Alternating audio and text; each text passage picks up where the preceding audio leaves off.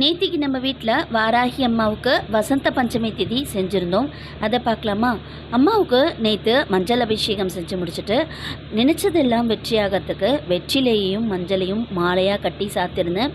பிச்சிப்பூ அவங்களுக்கு ரொம்ப இஷ்டமான பூ, அதையுமே வச்சுட்டு தேங்காய் தீபம் ஏற்றி 5 அகல் மண் விளக்கு வெற்றிலை மேலே வச்சு ஏற்றிட்டு அவங்களுக்கு நெய்வேத்தியமாக பானகம் தண்ணி பழம் இருந்தது, அதையுமே வச்சுட்டு நம்ம வீட்டில் வசந்த நவராத்திரி லலிதம்பிகைக்கு செஞ்சுட்டு வரோம்.